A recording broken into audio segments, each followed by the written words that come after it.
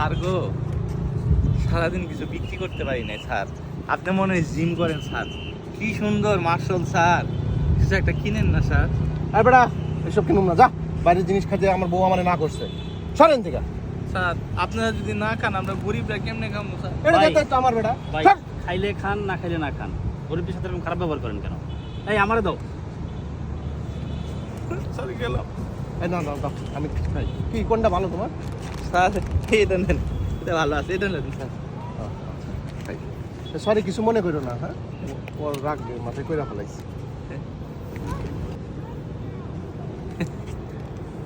স্যারের অনেক দয়া, আপনি অনেক ভালো স্যার।